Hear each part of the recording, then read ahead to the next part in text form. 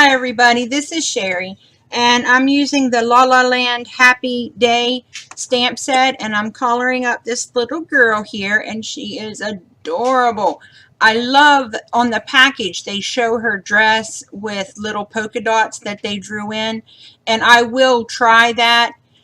Mine turns out a lot darker than I had wanted, and I need to remember that when I want something really pale, really light, I need to start with my darkest immediately. Don't put down a base coat. Start with my darkest, then my medium, and then my light tone, and leave it alone, because if I keep going over it, it's just going to get darker and darker. But I just used my E 000, 00, and 01 for all of her skin tones. I put down a base coat of the light, then I go to my dark, my medium, and my light again, just to blend everything out. And she's smaller, I believe, than most of the La La Land Marci images, and but she's just perfect. She's just perfect with the teddy bears and things that come in this stamp set. It is absolutely adorable. And I will put a link in the description box for the stamp set at Jamie's store. It is, I mean, oh, they're so cute. And the little teddy bears are just amazing. Now, I don't use the teddy bears in this card, but I am using them for something else. And here I go coloring her hair. And I wanted it to have like an auburn kind of feel. So I started with my E's, and then I add in YR, so that a YR23 to just kind of give me that yellow red, tint, or auburn tint. It gives me the red tint that I'm looking for. And again, I put down my base coat, then my darkest. Now I'm adding in my mid-tone, and then I will go over everything again with my lightest and blend everything together.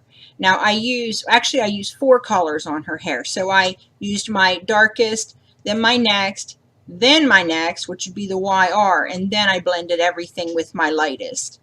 And I do her bangs now, and you can see there's the darkest, then the next color, there's the third color, and then there's the fourth color all together. And I'm finishing up her little pigtails, and I just think she's so cute.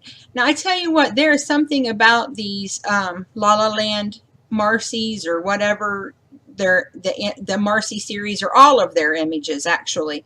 They're usually bigger than this, and their hairstyles aren't complicated at all. So it's really neat, especially if you're new. These are some things that would be excellent starter stamps for you to learn and practice your Copic coloring, because it's really, they're really nice stamps, and they don't have so much detail that it's overwhelming. And now I'm just going back and adding in some more of the darker colors, because I noticed that her ponytails and her bangs seemed a little darker than the rest of her hair. So I'm just going over and adding another layer on top of that, so that I can finish her hair up, and then I will move on to her dress. And here we go with the dress, and we're using BG 10, 11, and 13. And oh no, I'm sorry, I'm coloring in her ears. I forgot them. I went back, I got them. I always forget that. I don't know why. I guess I focus so much on the face that I forget everything else. But here I go coloring in the dress with the BG 10, 11, and 13. And I'm just making some little pleats at the bottom to appear as if her dress is kind of wavy and textured, and a little highlight or a little shadow where the basket would be. And then I just bring that shadow up higher with the mid-tone, and then I color it all in with my my lightest color, just to blend it all out and make it consistent. And again, I go over it because I really struggle getting those little tucks in for some reason. And part of it is that I think a couple, or at least once on here, I grabbed the wrong marker, and instead of using my mid-tone or my lightest, I think I went over with my darkest. So here I go putting in the little polka dots on her dress. And I like that in that image, the polka dots weren't something white from a gel pen or whatever. They were just a little bit lighter. So it's like a tone on tone. you know, fabric is what it would be like. And I put the little polka dots on her headdress and then, or on her headband, and now I move to the bow. I use Y11, 13, and 15 to go over the bow, and then I also do her little sneakers in Y11, 13, and 15. And I also, I do her socks with a tiny bit of W0, but I don't show that on camera. It was just such a teeny tiny place. I mean, if I had tried to use 3 collars, I would have ended up probably collaring the entire sock gray. So I just went with a W0 and just on each little end there, and I blended it out with my colorless blender. And finishing up the shoes, I love that I mean, they come out so bright.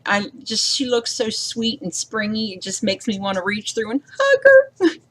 All right, here's my collars for the basket, E51, 53, and 55.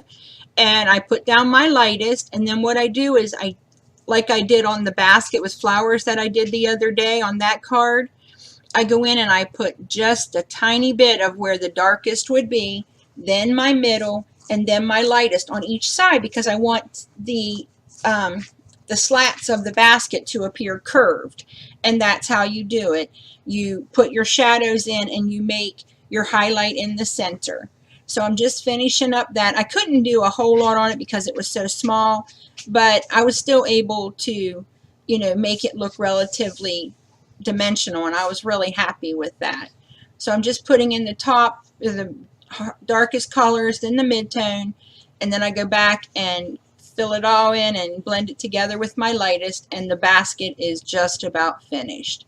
Now I'm going to go back here and clean up some spots because she is smaller, and so I did go, you know, out of the line a little bit, and there she is. Now I'm going to cut her out and get her ready to use on my card. Now I do use my X-Acto knife. I don't show it in the video because I have to get right up on top of it.